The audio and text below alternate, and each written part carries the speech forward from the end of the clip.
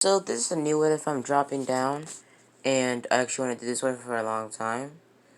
Now, it's multiple different Spider-Mans, but I mostly wanted to focus Deku on all of the Spider-Mans because all the Spider people are really impressive in their own categories. Mostly Miles because, well, he has the most powers a Spider-Man has had without, any outside source other than Cosmic Spider, but yeah, Deku, basically, let's get into it. This is where Deku was Spider-Man, or was the Spider-Mans. Yeah. So, let's get started. So, Deku is born relatively the same. Deku's whole entire life is the same. Deku's Deku, I'm not gonna pull, a Tobey Maguire or, Andrew Garfield, not make Deku's father a scientist or anything. Deku's parents are exactly the same. They're normal. Now, Deku was growing up, and Deku was more nerdy. Deku still had that same personality he had, quirky and, shy and stuff. But Deku also had, the personality of Peter Parker mixed up with there. A lot more smarter than Deku was in canon. He also had a little bit of confidence in himself, but we'll get into that confidence part of himself when he gets his powers.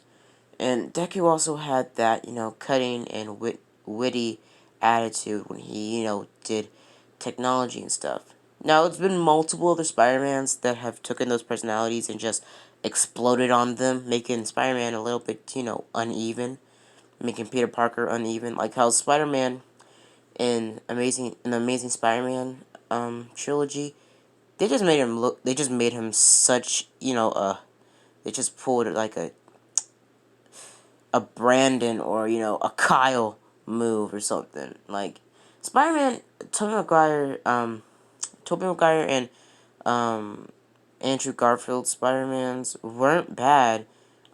Be honest, I did like Amazing Spider-Man's trilogy. Not better than Tobey Maguire, because Tobey Maguire was the first Spider-Man, real Spider-Man movie that came out. Now it's been other Spider-Mans, but we're not gonna get into those. We ain't gonna get into that. So Deku, basically, is a lot more. Is kind of like Peter Parker in some sort of way, in some ways. Now Deku still got bullied because Deku was born quirkless. And Deku also needed glasses as well, so like people double bullied him. So pretty much Deku, I'm not gonna get on him. I ain't saying people with glasses should be bullied because I have glasses too. But let's get into it. So Deku basically just starts off his normal day of school every day, but this time they're going on a field trip. Deku was excited because this was the main scientific research facility in Japan. They did a bunch of biogenetics, finding out if people can enhance their quirks to a point that people become godlike. In a balance of weak quirks and strong quirks, everybody in the world will be equal. So pretty much they just try to turn quirks into strong quirks so everybody in the world could be equal and chaos wouldn't be that bad. And a serum that could dampen people's quirks so they could put them in, jail. Sorry, guys. So Deku basically loved the scientist that was running this facility because the scientist was sort of like a family member. It was pretty much this scientist was the adopted brother of Inko. Inko did have ties to him, and Inko did actually live a pretty good life because she did treat her younger brother really well. So Deku pretty much looked up to his adopted uncle. Deku did know him, meet him time to time, but he wasn't really close with him. They never really he didn't meet him on a weekly or monthly basis, like once a year, or like at most twice a year, but like mainly kind of once a year.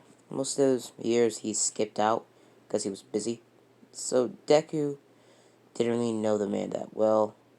And Deku's uncle said not to tell anybody that, we related by legal laws because, well, they might want to track you down and use you as leverage towards me. Deku understand that. He didn't tell anybody in his class that he knew the scientist personally. Maybe, I don't really know. So they're in the science, and pretty much they're in the science room. And pretty much they get told about the biogenetics, and they get to the bio-enhanced animals like spiders and stuff like that. So look at the spiders, and Deku looks at one spider particularly, and the science guider sees Deku looking at it and skips onto that one and says that this is our latest genetically enhanced spider, able to camouflage, shoot bioelectric energy, kind of like the energy you get when you rub your feet up against a carpet when you wear socks, or when pretty much she keeps on saying that the spider is incredibly enhanced and also very, very rare. And Deku is seeing this, and Deku gets bumped into by one of the girls, and they say, "Get out of my way, nerd." Deku gets a little bit sad by this, but goes and picks up his his notebook because he was writing notes down on the spider. And out of nowhere, when Deku goes to grab his notebook, he feels a sharp pain on his finger. Deku jumps up and flicks whatever is on his finger, and he looks down and he sees a spider. The spider starts crawling away slowly like it's hurt or something. And Deku looks at his hand, seeing that it's swollen, or has a spider bite on it. Deku is confused, but they go along with their tour, and Deku goes, back home. And at the end of the day, Deku goes back home, but when he gets home, he feels really sick. Deku falls asleep immediately the second he lays his head on the bed, and pretty much he wakes up the next day with a whole entire six-pack. Now, Deku is freaking surprises AF. Surprised AF. Uh, mm, yeah, I think that's the right term. So, sorry guys. Sorry I paused there. So, Deku basically look at himself, seeing that what just happened, seeing that the spider bite is completely gone. Deku is confused, but he just goes and tells his mom what happened, and his mom just says, you probably just need to eat more or something, I don't know. Deku says, oh, okay, mom, and pretty much just walks out with his school uniform. Actually, not his school uniform, his jumpsuit, because the 10-month arc trains started. Deku goes to Yagyo Beach before All Might goes there and starts training. Deku's picking up some trash, but he soon realizes that when he picks it up, it's a lot more lighter than it looks. Deku's picking it up, throwing it, and eventually Deku's on like a pile of junk, like you trying to, see if any more junk is like bigger than this pile so he can get that out of the way. Deku's looking and looking, and then he slips off the pile, falling down, but he lands on his feet, doing a double-decker backflip straight off of the pile, landing on his feet, Spider-Man style. Deku is confused, but also incredibly excited.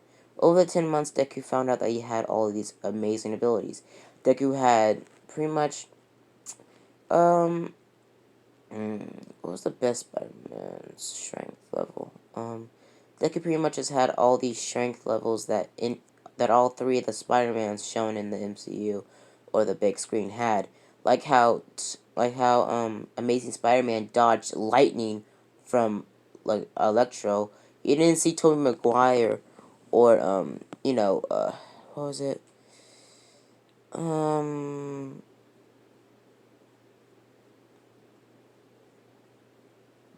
Tobey Maguire or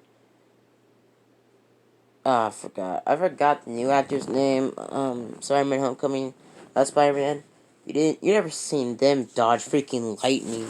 Never saw them dodge lightning. Nah, no. So Deku is incredibly athletic. Also, Deku has a really strong spider sense. Because as Deku is enhanced with all of the Spider-Man's powers, not the cosmic spiders or other Spider-Man. Pretty much Deku has Miles' uh, the base powers of the original Peter Parker, the first Spider-Man. Deku also has Miles' powers. Deku also has another power set. He has what was it? Scarlet Spider's claw things from his hands, and Deku also has a lot more agility, speed, and reflexes boosted up to godlike speeds, because Deku does have all those Spider-Mans combined in one athleticism. So Deku is incredibly athletic, and you're probably wondering, in all the comic books related to everything, the Spider-Man has never really had combat training when he started being a hero. That's because the Spider Sense tells Peter what to do and how to move. So that's how Peter knows how to fight well. So Deku learns fighting techniques, picking them up at karate lessons that he's getting over the 10 months. Deku finds out all these new abilities, and Deku is extremely excited and automatically feels like he's gonna get the place of UA. So after the 10 months, Deku goes to UA the next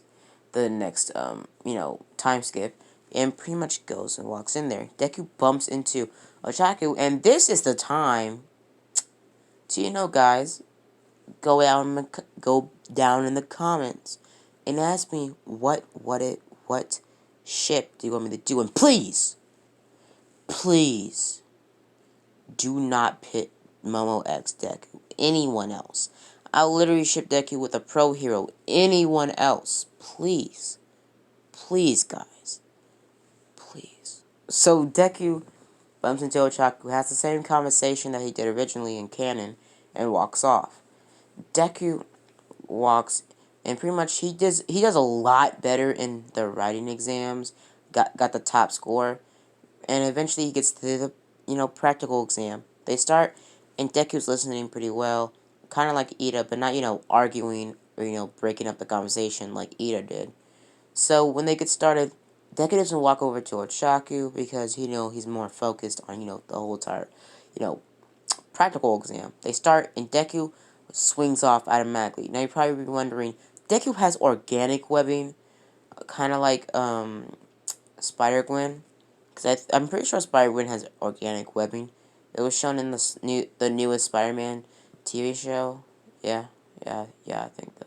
So Deku starts webbing and webbing around the buildings, back and forth, and eventually gets to a robot and crushes on top of it. Now, I forgot to mention this in last time. Deku actually did start Vigilante. Started Vigilanteing. Deku pretty much, his hair costume when he Vigilante was basically just Spider-Man's Homecoming first Spider-Man suit. Pretty much Spider-Man's first suit, before he got the enhancement from Tony Stark. So Deku pretty much swing a web to web towards villains. I mean robots, webbing them up to walls, shooting web bombs straight to their face. Then probably web bombs. Now Deku will eventually, make his own web fluid, because Deku can, if Deku cuts his wrist, like where the webbing comes out of his wrist, Deku can push out, white kind of like melted melted ice cream from his hands, from his veins, into a vial, and eventually that will turn into webbing when it's exposed to oxygen after it's already been dripped out of Deku's body. So Deku basically uses that to make web weapons, but we'll get into that a lot sooner in the What If. So Deku starts webbing up robots, crushing them and swinging them back and forth, electrocuting them as well using Miles' Bioshock, and also using using Scarlet Spider's claw things, cutting into robots. Deku is getting a lot of points. Eventually, Deku gets to the zero-point robot about to swing away, but he hears a girl screaming. Deku goes over there and swings over there, saving Ochaku. Deku swings off after, the zero-point robot tries to, jump on them. And Deku swinging to recover a girl, dropping off Ochaku there. Deku starts swinging back into, the ring and starts punching and pummeling down robots. After that, the practical exam gets ended, and everybody gets told to go back home. So Deku gets ready, and pretty much just goes back home. Deku's walking home, and he gets a call from his dad. Now, Deku's dad is, more involved in his life. So Deku goes, to his dad, and pretty much is just walking down the road because they went to see a movie that night. Deku starts talking to his dad, saying that I really think I'm going to get the UA. Deku's dad says, I'm happy for you, kid. And they get stopped out of nowhere by a muggery. Deku sees this happening and about to use his spider powers, but Deku's father doesn't know about, Deku's powers yet. So Deku's father tells Deku, just do what they say. Because all the people that, ganged up on them have quirks. And pretty strong quirks at that. So they ask for their money and wallets and pretty much some of their, jewelry. Because Deku is wearing a watch. So they start just taking stuff and money. And eventually, Deku gets pushed down by one of the guys saying, huh, you little nerds. What's your quirks anyways? Deku's dad responds that we're quirkless. And pretty much they go like, quirkless? Now Deku's dad in this universe is quirkless like Deku. So they pretty much start, beating on all of them. Like, kicking the snot out of actually Deku's dad more than Deku. Deku is like pissed at this and just gives up and uses his powers. Deku grabs both of the thugs and pretty much throws him into the road, getting hit by a car. It's a whole entire commotion happening. Deku runs over to the other thugs, drop kicks them into a wall, knocking him out cold. Runs over to his dad, but he hears a gunshot. Deku feels a sharp pain through his shoulder, and he sees a bullet go past his shoulder. Deku sees the bullet went through his shoulder straight towards Deku's dad, hitting him in the chest. Deku saw this and pretty much looked back and kind of saw the figure and the hair color of the man. Deku was pissed. Deku fell on the ground, bleeding out. And since Spider-Man does technically have self-healing, not like, to a point with not to a point, Deadpool. Sorry, guys. Sorry, guys. Thank you. So pretty much, Deku pretty much does see the man, but he gets pissed. But he falls down and starts bleeding out. Deku runs over to his dad, holding his shoulder, pretty much grabbing his dad, pushing down his hand down where the bullet went, and pretty much saying, don't go, stay with me, and all that other stuff. Deku starts crying and crying, and eventually Deku's dad says in his last dying words, with great responsibility, with great, with great responsibility, with great power comes great responsibility. Oh god, I messed up the line. Oh man. But Deku does, since Deku's dad saw Deku save him, or per se, took down the thugs, he did, want to give Deku a last inspiring word so he wouldn't, become a villain and try to, become vengeful towards the guy that shot him. And Deku's dad dies right there. Now it's more dramatic than, Uncle Ben, because Deku's Uncle Ben was a father figure to Peter Parker, but this is Deku's literal dad. The dad he grew up with, played with, and spent all of his life with, all up until this moment. Deku was angered. Deku was pretty much bloodshot. Deku didn't care what his father said. He wanted to kill the man that shot him. So Deku left Ben's body after the police showed up trying to save Ben, but Deku said he's dead, and runs off. Deku gets into his vigilante costume and swings off into the night. Deku swings the building to building, and then he gets stopped by some sort of scarf around his ankle, getting pushed down onto a building top. Deku looks up and he sees a long, black-haired guy saying, "You're a vigilante, right? You're the Spider." Now, Deku goes by the name Spider, other than, Spider-Man. So, pretty much he says, "I'm taking you in, kid." And Deku gets pissed by this, and pretty much kicks Izawa straight into the knee. Izawa is confused because, well, that's a really strong kick, person with no quirk can pull that off. Azao immediately falls down to the ground in pain, seeing that his knee almost got bashed in.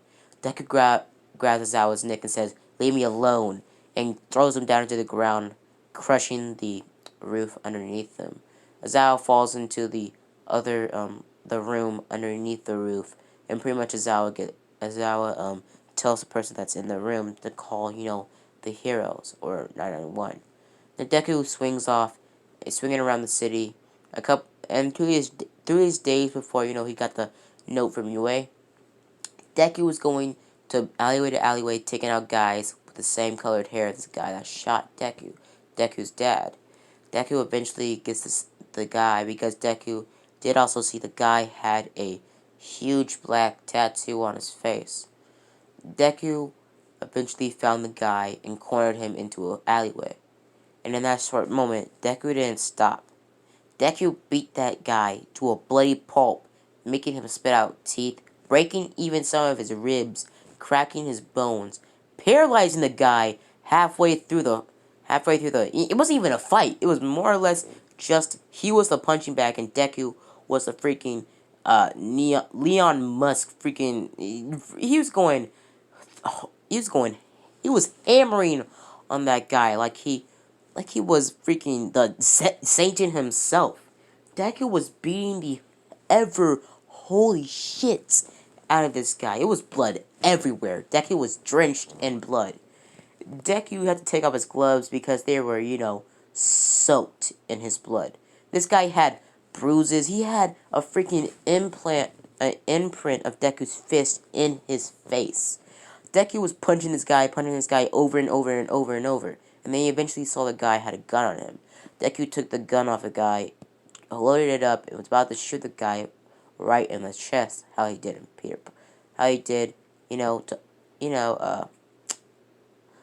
his dad. Deku was about to pull the trigger, but those famous words his dad said, or most likely Uncle Ben said, and pretty much Deku says, "You're not worth it," and shoots the guy's, dangling. So Deku throws the gun and walks off. The guy bleeds out later that night and dies. Deku didn't, choose to kill the guy, but the guy does bleed out and die. Now Deku swings off, and Deku does, get a lot, more angry at this. Deku eventually, over the months, Deku does cope with, his father's loss. Ochaku does cope, but she's hit more than Deku, because Deku did have the chance, meet his father's killer and kill him. Now Deku, doesn't know yet that the guy's dead. He just wanted to make the guy, feel like he's dead. So Deku was walking, taking his morning jog. When he got home, Deku's mom walked over to Deku, hugged him, and said, "The note from Wake here got here." Now, Inko is really heartbroken by this. Inko is like a lot more different. Like, Inko stopped eating. She has her old body like she had when Deku was younger, before they found out Deku was quirkless. But she's more, skinnier, and she's depressed in general. Deku does support her mother, but Deku's just, kind of gets depressed too. But Deku does get over it because, well, he feels satisfied with beating the holy living shit out of that guy. So Deku eventually gets to a point that he grabs pretty much the note, opens it up, and gets told by Yue that he got in. Deku goes to Yue the next day with a smile on his face and walks into class 1A. Deku sees everybody and sees Bakugo there. Bakugo gives Deku a death stare, thinking, "Why is this nerd in here?" Deku sits down next to the ship person that you guys put in the comments, please. Other than Momo and Deku, I don't want that ship anymore. Please, guys. Please. I already have like freaking 5 what ifs that Deku and Momo are already shipped in. So please, do another ship. Okay? Jesus. So Deku pretty much just, sits over there to that girl and pretty much just flirts with her. The girl's unnamed for now. So Deku sits down and pretty much Zao walks in class, tells everybody that they're doing quirk sessions, and they go outside. Deku is told to throw the ball first because he got the highest score. Bakugo's kind of, confused by this. Deku grabs the ball and chucks it about the same height and about the same score that he got, that Bakugo got. So Deku smirks at Bakugo. So for the long jump, Deku aces it completely. For the race, Deku gets about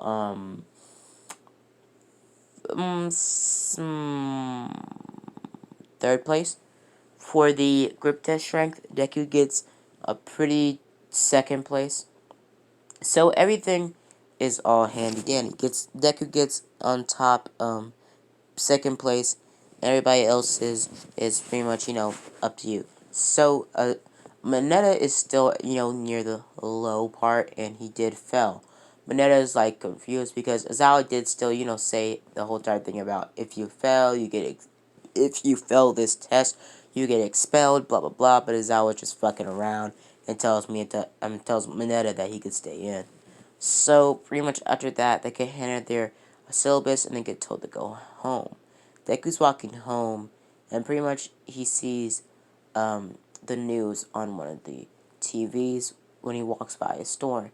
And Deku sees the news saying that a man was found in an alleyway, dead, being bruised, and shot in the dangling, and pretty much, bled out.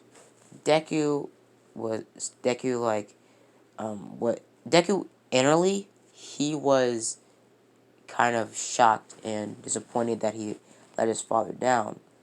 But on the other side, Deku was happy that the guy was dead. So Deku walked off. So that part of Deku is gonna, show up in some parts, but mostly it'll be, the ordinary Deku with a little bit of Peter Parker personality. Now, Deku has a lot more confidence in himself. And forgot to mention this, Deku did, get in a fight with Bakugo before Azawa can step in. Deku pretty much put Bakugo in a headlock and knocked him out cold. Now, you're probably wondering, I'm probably making Deku too OP. What if? I can do whatever the heck I want, guys. No offense, though. So, Deku pretty much tells, Bakugo to stop, being a bitch and a bully and leave him alone. So pretty much Bakugo does, his his pretty much, confidence did, get freaking mollywopped to 0%. Bakugo is still, his old Bakugo self, but he's more or less, more of a, a shy person near Deku because he doesn't want to get his ass whooped, right? In front of his class, right in front of his new class members by the nerd that he bullied his whole entire life that now has freaking powers now. So Deku walks home pretty much after knowing that, he killed that guy. And Deku's in his room contemplating if, he did the right thing or not. So Deku eventually just shrugs it off, about to go to sleep, but he's tireless. So Deku gets into his vigilante costume. Gets suited up and swings out of his, window. Deku is swinging around the city, eventually getting to a point where he sees a drug deal going down. Deku swings down there, landing on one of the guys, knocking them out. Deku starts swinging around, whipping guys up to walls, knocking them out, doing it stealthily, kind of like the PS4 Spider-Man stealth, and eventually getting to the main thing. Deku's about to hit the guy that's like right in front of the, drug table, and pretty much he gets stopped by a huge behemoth of a guy getting pushed into a wall. Deku looks up and he sees some sort of guy with a rhino quirk. And pretty much the guy is like huge. Basically, you already know what I'm saying. You already know where I'm going with. This is Rhino. Deku gets, rushed back into a wall by Rhino, and Rhino starts, pummeling Deku. Deku grabs Rhino's horn and breaks it off. Noel doesn't break it off. He has two horns, like a smaller horn. He breaks out the smaller horn and uses the bigger horn as, kind of like a holster standing on top of the guy's head. The guy's trying to get Deku off his head ramming into walls, but just hurting himself. Deku eventually webs the guy down to the ground using all of his web fluid, making his, you know, wrist kind of swell, because if Deku uses too much web fluid, like about enough to, make a freaking car of webs, Deku does get, bleeding from, where his webbing is coming from. Kind of like how Mineta's balls work. So Deku pretty much just walks off, and he gets shot in the leg by one of the guys that he knocked out when he first got here. The guy is about to shoot Deku again, but Deku webs the guy's gun and knocks the guy out. Deku swings back home, bleeding, and Deku at this point he takes out the bullet, and Deku starts self healing. Deku puts some bandages over it, and about a week it be healed up to a point it's only gonna be like a scar there. But we'll get into that later. So Deku keeps this bullet shot away from his mom, because he did get shot in, like, the back of his thigh, like where his knee, where your knee folds in when you kneel. That's where he got shot. He got shot like in the back of his knee. Didn't go right through his knee. He just stopped right there. So it wasn't a deep, bullet wound. So Deku basically just goes to sleep that night tired. And I'm gonna leave it off here, guys. Give me some, like, hit that like button, please. I really appreciate it. If you like this what if. And see you guys later with part 2 of whatever other what if that I'm making. See you guys later. Bye.